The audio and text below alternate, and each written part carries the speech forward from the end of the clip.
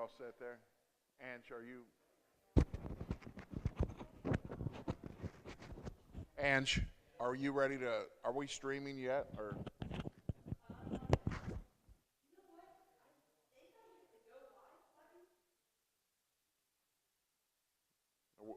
did you hit it yet?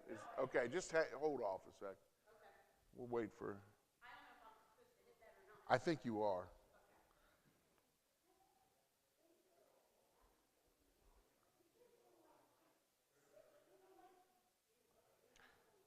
Ange, you can go ahead and hit that. We'll go ahead and get started.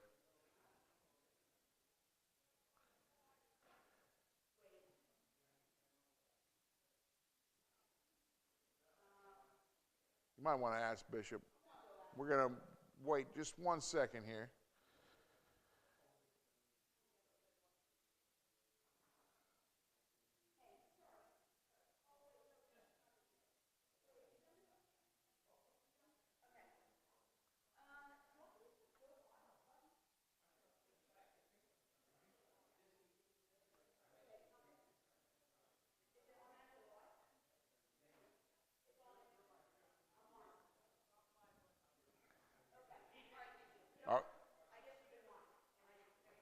Oh, we are live. Okay.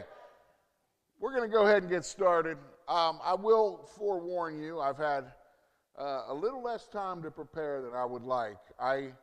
My kids are on spring break, okay? So I have a little workshop in my basement that me and Henry mess around with, and I started getting urgent text messages at work yesterday, and there was water coming out of something. And we talked Henry and Maddie into dealing with this leak. It turned out the tank in our hot water heater had sprung a leak, and I took today off and put a brand new hot water heater in. Very exciting. I couldn't have done it without Maddie and Henry helping me all day, so they deserve a lot of credit. But a lot of that time that I had set aside for preparation was literally getting soaking wet and taking care of a mess. I worked with gas pipe for the first time. It's not as scary as you think it is. So I say that now, but I'll have to go home and make sure my house is still there. No, I think we're fine. I think we're fine. I had an old friend I grew up with.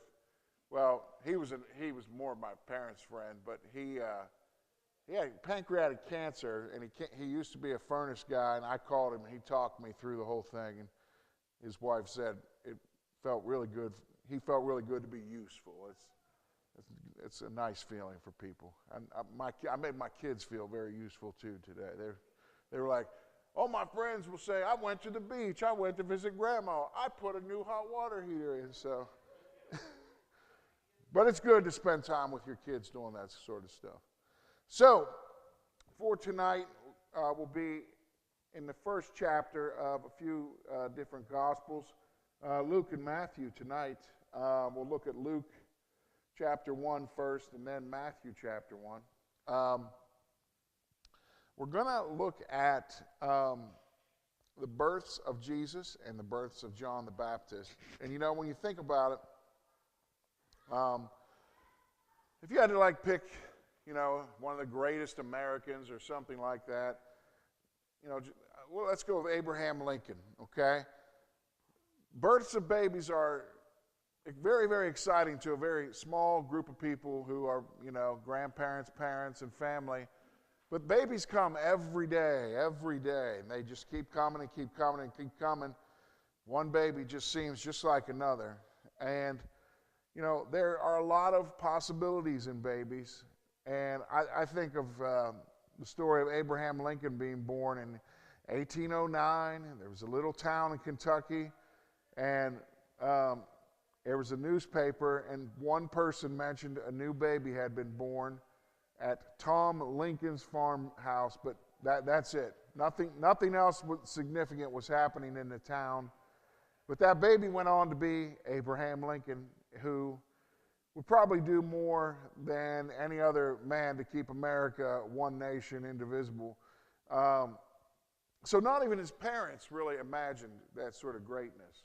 Now, when we look at the births of John the Baptist and the birth of Jesus, there were big, significant events, okay? And some births do have big, significant events, but these are very, very unique births. So we'll start with some Old Testament prophecy, okay? So we're going to read here chapter 3, verse 1 in Malachi. This is prophecy about John the Baptist. Behold, I'm going to send my messenger, and he will clear the way before me. So, in this sentence right here, I look at it and I'm like, could this be God saying he's going to send his son? And I don't think so, because let's really break this down. I'm going to send my messenger, and he will clear the way before me. And the Lord whom you seek will suddenly come to his temple. So we see this as someone definitely coming before. And the messenger of the covenant in whom you delight, behold, he is coming, says the Lord of hosts. So if you go on to read that, it really talks about this is definitely, in this verse, a messenger or someone who's coming before, especially when you examine the whole chapter. Anything there before I go on? I'm about to switch back to the New Testament, so we'll probably be going back and forth a little bit because there's a lot of prophecy of the births of Jesus and John the Baptist. Okay, let's jump over to Luke 1, 57 through 79. This is quite a big text here. I'm going to go ahead and read it up here while you guys are headed there yourselves. Just give me one moment to pull that up. Luke chapter 1. Big chapter here because we get all the way up into the 70s. 57 to 79. 57 to 79. Now the time came for Elizabeth to have her baby. And if you remember, what was going on with Elizabeth's husband at this time? He'd been muted or silenced or whatever. But we know he couldn't communicate, okay? We talked about that last week. Her neighbors and relatives heard that the Lord had shown great mercy to her, and they rejoiced with her. Well, why was that? Because she was so much older, and this was a special thing here to have a baby at this older age. On the 8th day, they came to circumcise the child, and they wanted to name him Zachariah after the father. But his mother replied, "No, he must be named John." So all the crowd says to her, "But none of your relatives bears this name." Family names were a lot bigger deal at the time. So they made signs to the baby's father, inquiring what he wanted to name his son. It says he couldn't speak, but because they made signs, I wonder if he also couldn't hear. I don't want to go too far down that, but it's something that came into my mind when I was looking at this. He asked for a writing tablet and wrote, "His name is John." And they were all amazed. I don't know if they thought, well, he can't talk, the mom's going to try to sneak in this new name, but he agreed here. Immediately, Zachariah's mouth was open. So here is when he can speak. It says his tongue is released at this moment. So it kind of seems like him consenting to the name is what broke the silence. All their neighbors, I think I've gone a little beyond I want to go down to 66. Yeah, here we are. All their neighbors were filled with fear, and throughout the entire hill country of Judea, all these things were talked about. All who had heard these things kept them in their hearts, saying, "What then will this child be? For the Lord's hand was indeed with him." I like how they say hill country. That's where my people are from too. So I know a couple of you out there also, in the front row there especially. So we see in this section right here, there are many significant events surrounding the birth of John the Baptist. You had the friends and family coming. The 8th day was the time for the circumcision, which I guess it would be sort of like the traditional sort of, we're going to name the baby officially this name during that ceremony. All the friends and family say, well, yeah, let's go with Zacharias because that's what the family name is. But Elizabeth somehow had to know, what the angel had said, because the angel had said John. So Zacharias, the father, confirms the name, and as soon as he does that, he's able to speak again. These events are also recorded in, they're recorded right here as we scroll down. Let's go down a little bit and look at what the father's words are here. Starting in 68, so just down another couple verses. Blessed be the Lord God of Israel, because he has come to help and has redeemed his people. For he has raised up a horn of salvation for us in the house of his servant David. He spoke through the mouth of his holy prophets from long ago that we should be saved from our enemies and from the hand of all who hate us. He has done this to show mercy to our ancestors and to remember his holy covenant. The oath that he sworn to our ancestor Abraham, the oath grants that we, being rescued from the hand of our enemies, may serve him without fear, in holiness and righteousness before him for as long as we live. And you, child, shall be called prophet of the Most High, for you will go before the Lord to prepare his ways, to give his people knowledge of salvation through forgiveness of their sins, because of our God's tender mercy. The dawn will break upon from on high to give light to those who sit in darkness in the shadow of death, to guide our feet into the way of peace. And I'm just going to go ahead and finish. That's sort of his birth song or birth announcement here. And in 80, we see here John the Baptist, the child kept growing. It just kind of like, and then he grew up is kind of what it says here. But he was in the wilderness until he was revealed. So if you think about this, I know a lot of people have, things like baby showers, and you may have, a lot of family come over or when the baby's born, but I've never heard anyone have any kind of reading like this, okay? So this is kind of, and this was foretold to Zechariah, so he, and I don't know, if this would be, this has to be, I think, divine inspiration from maybe from during his period of silence or something like that. But we look at this and we can kind of see this is something big. This is something big that's coming. We've talked about the people waiting for a Messiah. Any thoughts on this? Love to hear what you have to say. You all enrich the class so much when you share.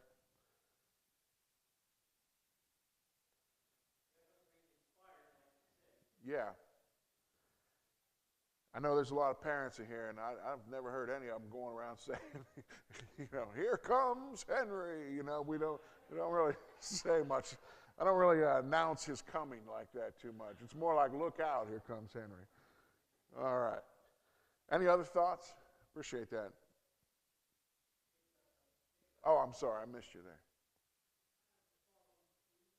Yeah?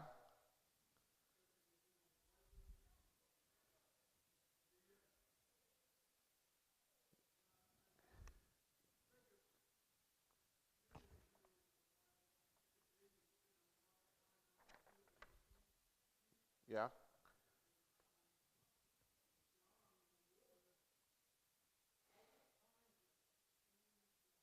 Right.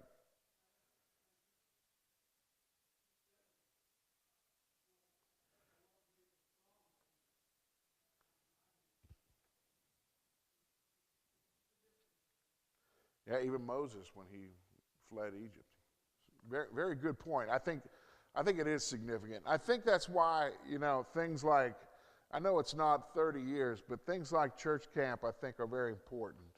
We take time for kids and the adults involved to and it doesn't have to be church camp, but we take time to have some sort of retreat from the world. I think a lot of times we forget that we need that, but from time to time, I think it's worth, spending a few days in meditation, in study, away from all the distractions of the world.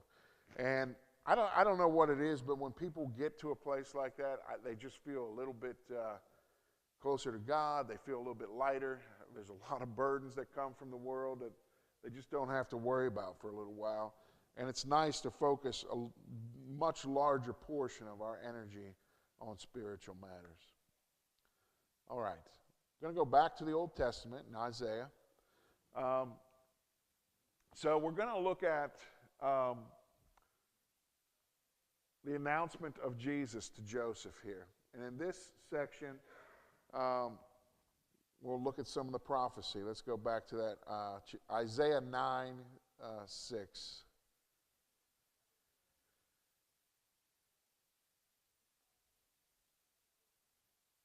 And here we read, for a child has been born to us, a son has been given to us. He shoulders responsibility and is called Extraordinary Strategist, Mighty God, Everlasting Father, Prince of Peace. His dominion will be vast. He will bring immeasurable prosperity. He will rule on David's throne and over David's kingdom, establishing it and strengthening it. I went a little bit farther than I have quoted here, but in 6, the most important thing here. For unto us a son will be given, and the government will rest on his shoulders. If you don't read this carefully, and you don't read this in the full context of all the prophecy of the Old Testament, and you're an oppressed people who are living in a nation occupied by a foreign power, what kind of things do you think you might see here? When the Jewish people of the time read this, I don't know if they were looking for someone born in a manger. A lot of Jews of the day were looking for the Messiah to be more of, someone who might be a military strategist or a leader of war or something like that. They were looking for an earthly rule. So that we see that in sort of the rejection of Jesus by the people of his day.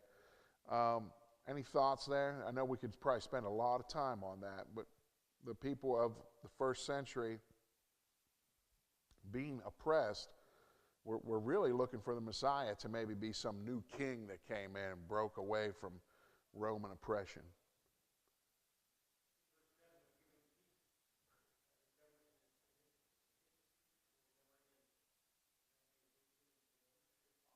Yeah. And I think the danger is sometimes we look at God's plans in sort of, we only exist for a very short amount of time in history. And, there's wars happening right now that people probably think this is, the worst. And it is. It's very bad for those people. And I'm sure it was bad for the people of that time too, and they wanted something to come and relieve that suffering. But that's earthly, and we have to really be cautious about putting all of our attention on earthly matters. Any other thoughts there? Give me 1 second here. All right. There we go. Let's see. Let's look at, switch back to Matthew. Go ahead and head there. We'll be again in the first chapter. Let's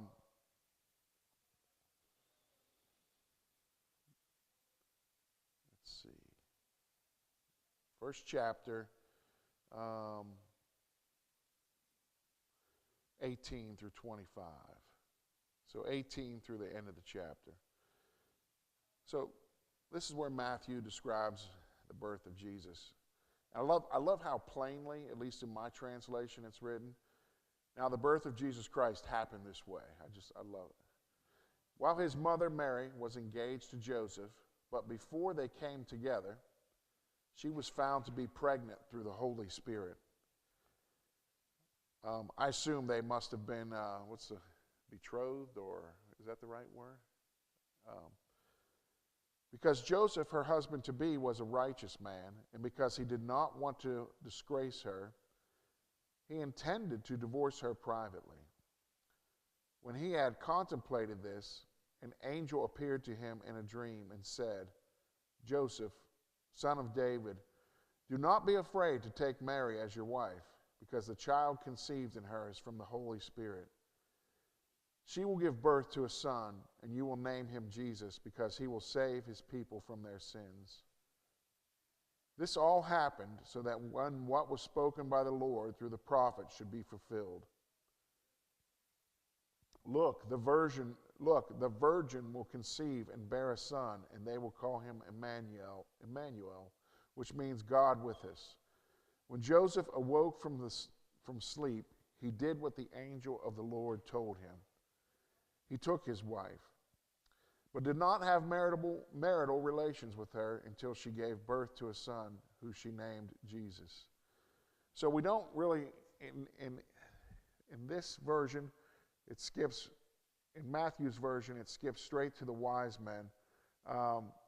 It talks about being born in Bethlehem in Judea, but it doesn't mention the census here. So when we look at this account here,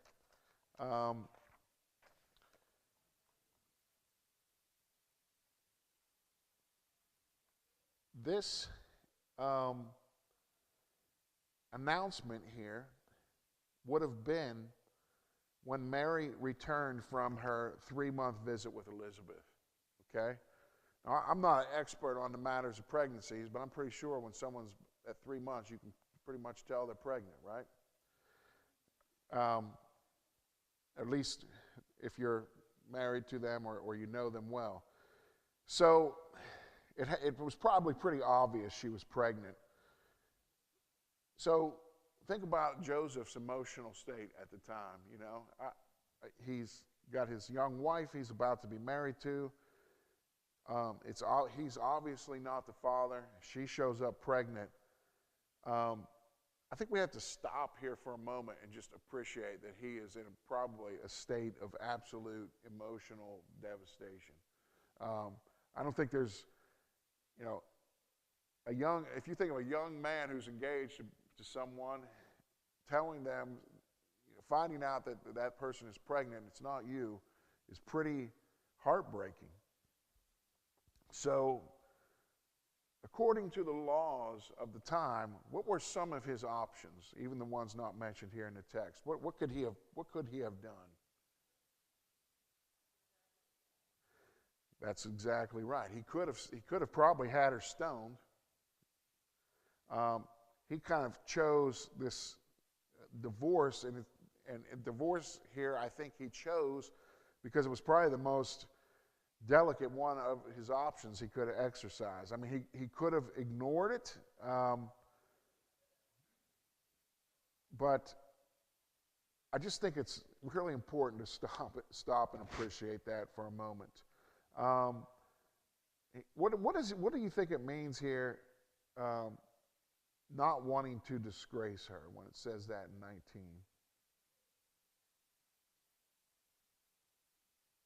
He wants to divorce her, but not wanting to disgrace her.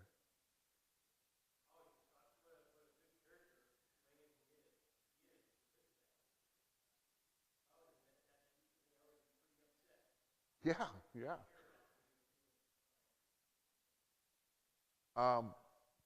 And I think if you go down, if you think about it, everybody has known people who've been through relationship problems. He says he was going to do it discreetly or privately. Someone who's going through that sort of emotional situation and I'm not saying it's right or wrong if they do this, but they tend to draw a pretty big crowd of people around them and say, well, look what she did. Look, this is terrible. We are getting a divorce, okay? So he didn't do it that way. So I think, Josh, what you're saying there, it does speak to his character. And I think if someone would be set up to marry someone and they know that they weren't with them and, oh my goodness, this person's pregnant, most people would nobody would raise an eyebrow for someone who would be cantankerously divorcing her at all. So it really kind of says something about him being this very gentle man, he seemed to want the best for Mary. And then he has this dream. Okay? So after this dream, probably has a lot of mixed feelings, doesn't he? Goes from this sort of marital devastation to, Mary was actually faithful. Let's start there. He's probably very proud of that, very relieved about that. Then I think the dream sets in. I mean, I'm just trying to have us stop and appreciate the just big lurch that happens to this father of the Messiah. You go from, man, I think my wife has been unfaithful, to suddenly being told in this dream, you are going to be the earthly father of the Messiah. That's a really big deal. And I think he would still be very worried about what everybody would say. I think you know how people are. People talk. These sorts of matters with virginity and pregnancy and marriage and all this at this day and age, these were a really, really, really big deal. And probably very worried about what are people going to say about this if I'm going to be the guy who married a woman who got pregnant by someone else right before we were supposed to get married. Really quiet in here. I think that needs to set in for just a minute. Okay. Another thing about Joseph, it says in 24 and 25, he had the dream, he awoke, and he did what the messenger commanded to him. So he just said, okay, this is the message I got. So I think when we look at Mary, she tends to get a lot more attention than Joseph does. There's a little bit more written about her. And when we look at Joseph, these are some very, very righteous people. I think that's what we need to draw from this. Now, I'm a parent. I've got 2 teenagers, and it's a hard job. But I cannot imagine God sitting down and looking down at all the people of the entire earth and saying, I need 2 people to be the earthly parents of the Messiah. You better have a good resume. And I think when we look at this, we're seeing a little bit of that wisdom. Any other thoughts as we look at Joseph here?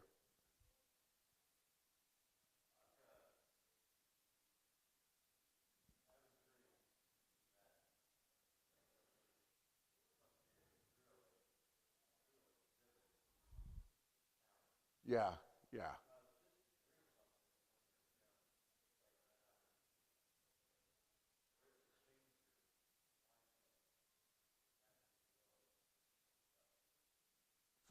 Thank you for bringing that out, because we all know people who are like, well, I had a dream that we're going to buy this new car.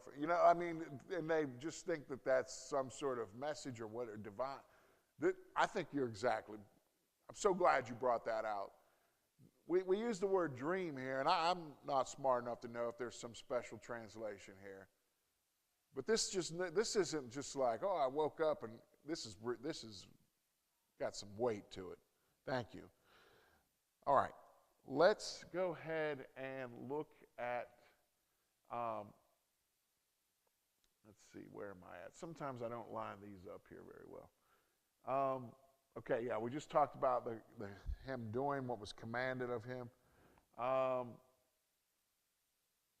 Did we look at 22 and 23 yet? Let's see. Yeah.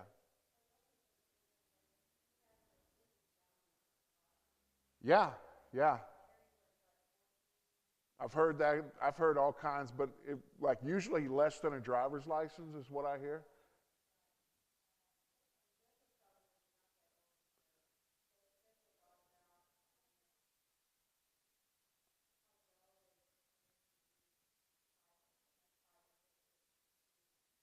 Right.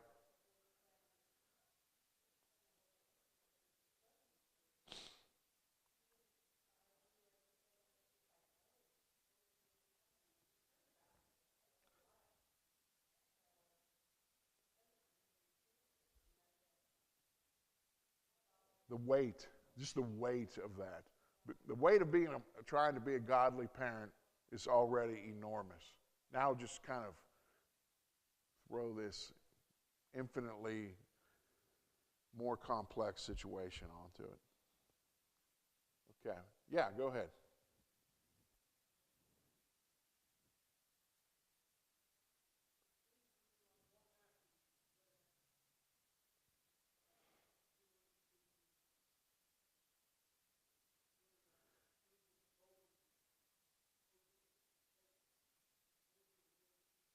Right.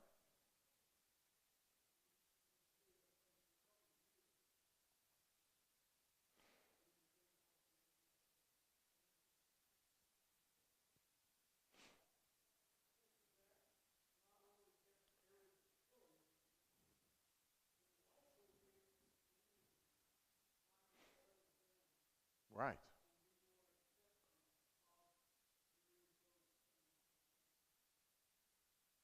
That's a very good point. How they kind of, like you said, when people like that move away and come back, sometimes it gives the community a fresh start with them. Great point. All right. Let's shift over to Luke. This will be the first couple verses of chapter 2 in Luke. And when I think of the story of Jesus' birth, this is if someone would ask me to sort of memory verse it, this is what would come into my mind. Now in those days, a decree went out from Caesar Augustus to register all the empire for taxes. This was the first registration taken when Quirinius was governor of Syria. Everyone went to his own town to be registered. So Joseph also went up from the town of Nazareth, so they're living in Nazareth,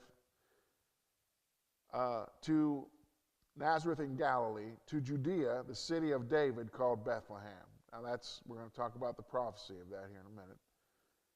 Because he was of the house and family line of David. He went to be registered with Mary, who was promised in marriage to him, and who was expecting child. While they were there, the time came for her to deliver her child, and she gave birth to her firstborn son, and wrapped him in strips of cloth, and laid him in a manger, because there was no place for them in the inn. And then we go into the shepherd's visit, but we're not going to go much farther than that at the moment. So we have some significant events here in the birth of Christ. First, we just talked about the angel and Joseph, but now he's going to use an unlikely source. God will use an unlikely source to fulfill prophecy. And so that person is going to be the emperor of Rome. So at this time, under Roman decree, for the purposes of taxes, you have to make this trip here while you're extremely pregnant. So everyone in the Roman Empire is required to go back to their ancestral city For Joseph, this was Bethlehem. And you can read a little bit about that in Samuel as far as just the geography. I don't want to take the time to do it, but the geography is listed in Samuel in 3 or 4 different places. So Bethlehem is kind of a suburb of Jerusalem.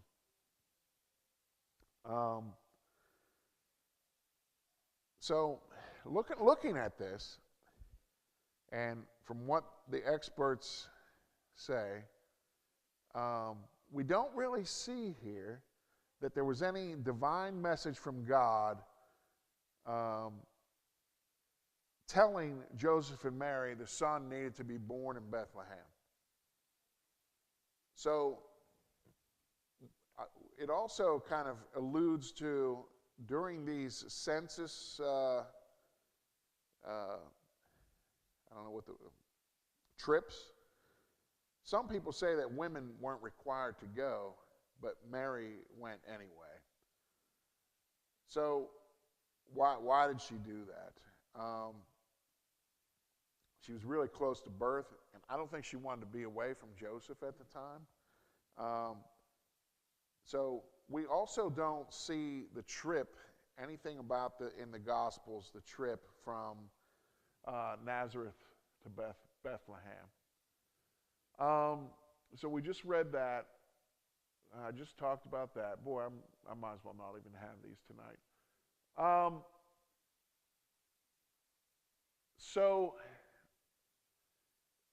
I really like that Luke just tells us, without any supposition, without any description of how they felt about this,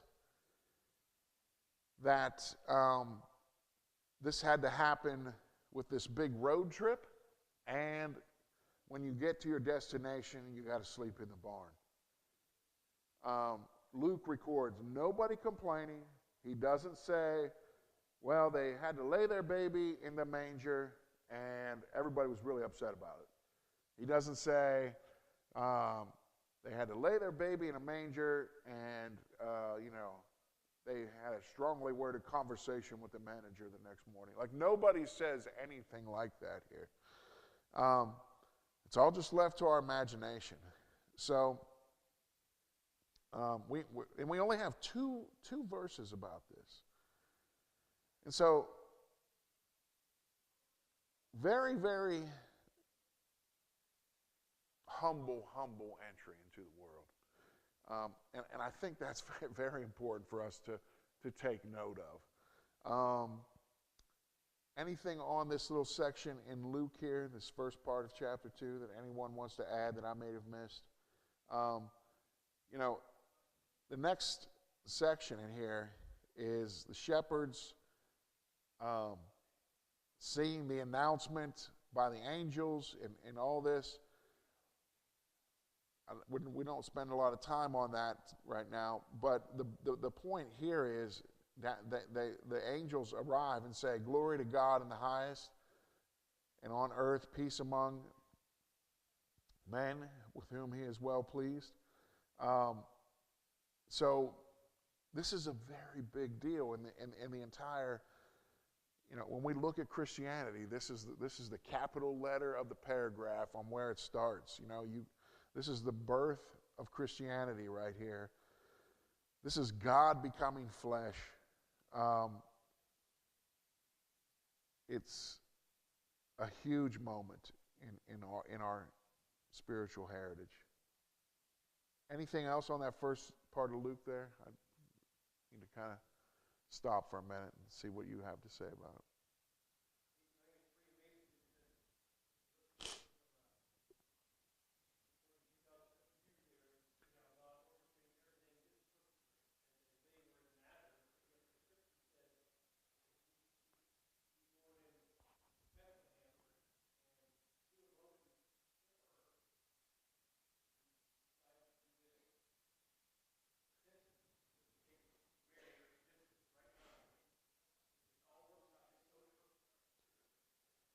I did have a map, but I don't think I'm using a different version than the version I prepared.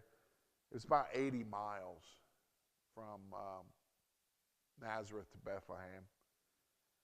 And I imagine they didn't have the greatest street system, and doesn't talk about the trip at all. An 80-mile trip with a 8.9-month pregnant woman.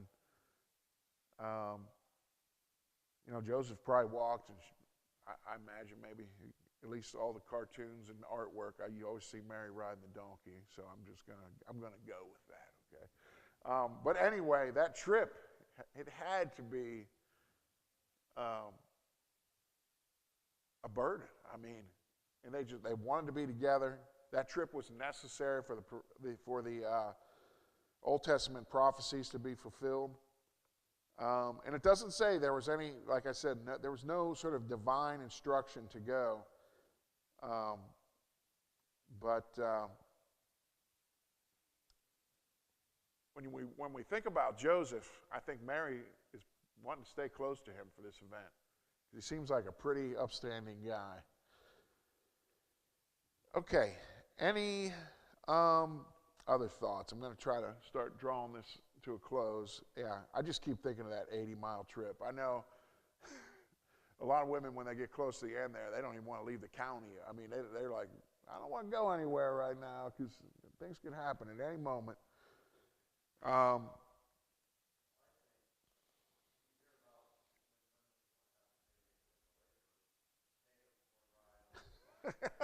I've heard that one, yeah.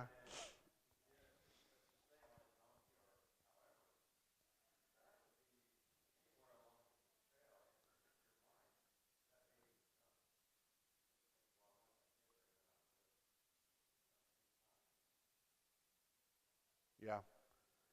When I think about this, the one thing that I think would be positive for them is everybody was traveling at that time. So that maybe, you know how when you're traveling with a big group, people come together. I would like to think that they had friends and distant relatives. They're all from the same tribe of David. So I imagine they have some sort of, I don't think they had T-shirts or anything, but they all knew each other. They're from the same heritage group.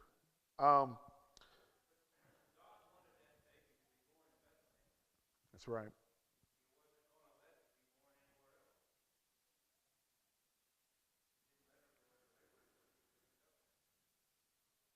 Yeah, that's exactly right. I teach an anatomy class, and the last unit of the year is pregnancy, and I try to tell these young people, when a woman goes into labor, you cannot say, can you hold it? It's not like, but apparently you can hold it for this 80-mile trip here. Let's start wrapping this up. Before we totally wrap up, I wanted to talk just briefly. Charlie and I started talking about this last week. A lot of people celebrate the birth of Jesus. It's one of the biggest holidays in this country for both secular people and Christian people. So when we read in Romans, and I think, Charlie, this is the verse you brought up with me.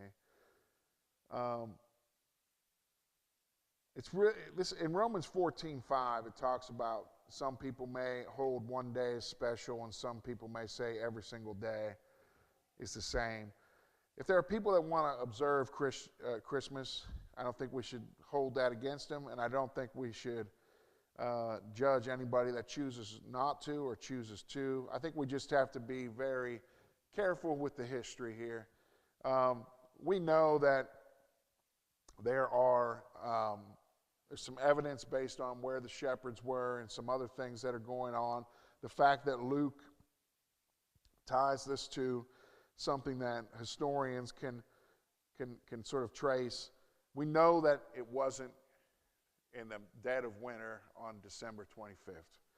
There's some argument about it. It really doesn't matter. So I'm not even going to get into any suggestion on what day it was.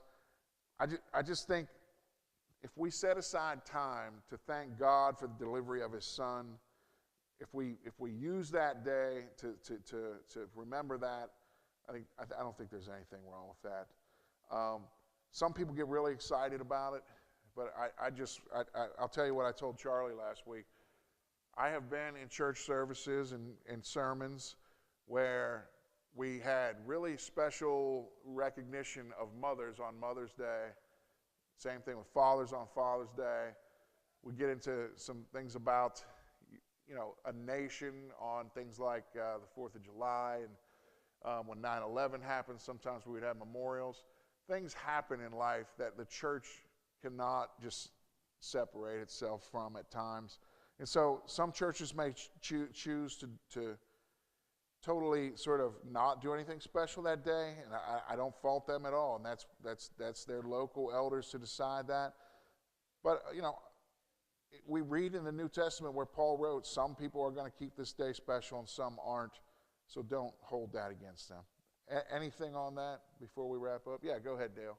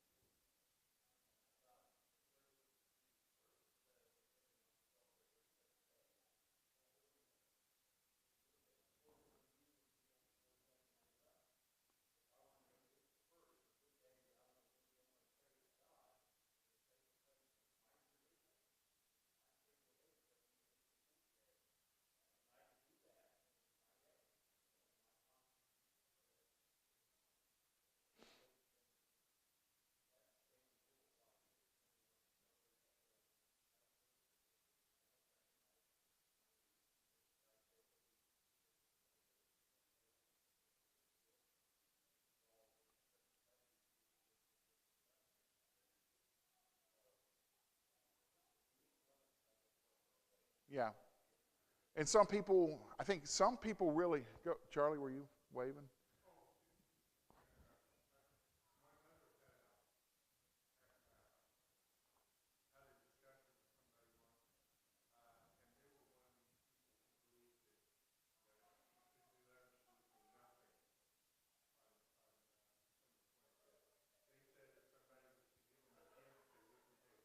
Sure.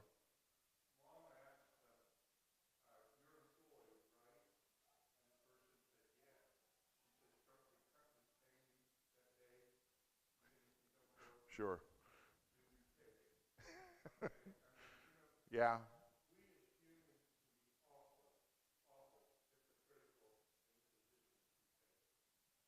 Yeah. And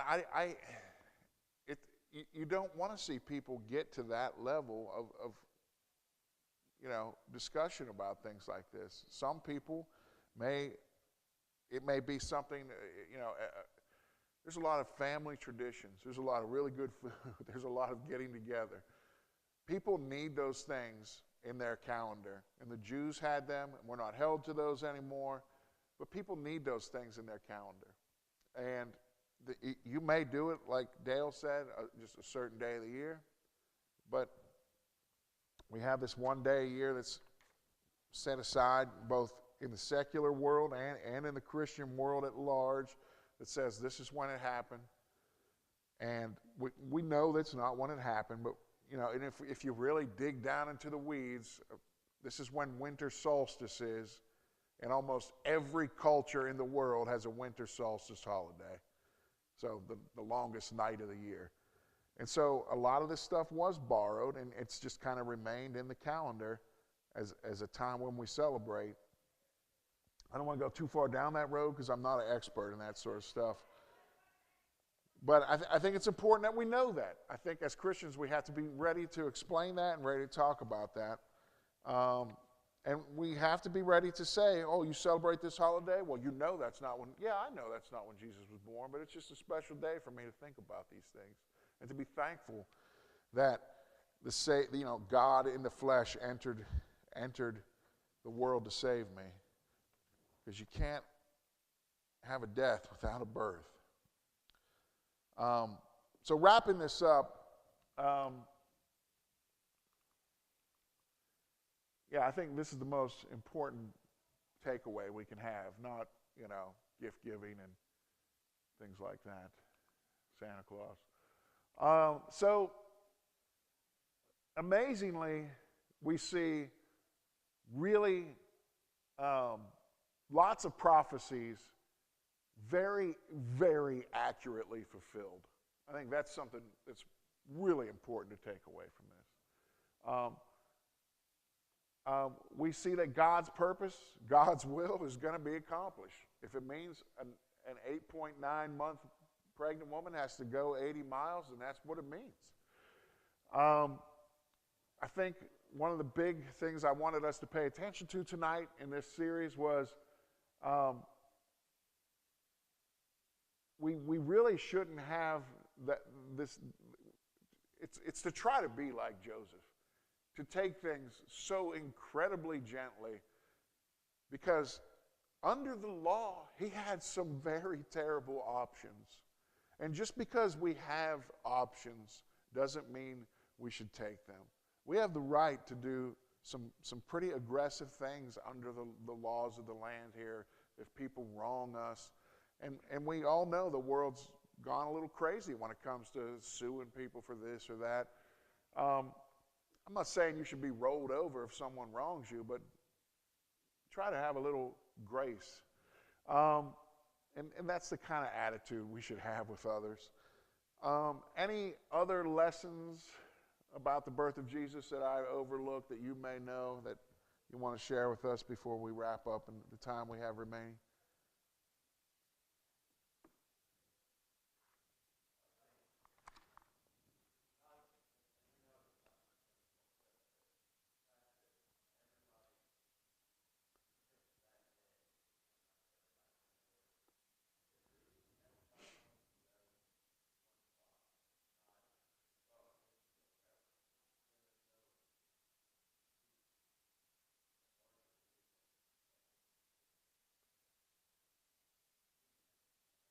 Yeah, it's the most,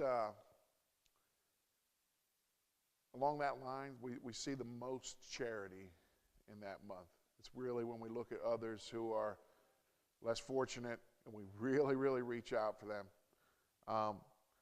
And I think we all try, I think Christians around the world try to do that all the time. And they don't make it a special event. But we definitely don't want to, oh, you only do that because it's like we just don't want to be that way. We really don't want to be that way. Any other final thoughts? Dale, would you mind closing us with a prayer?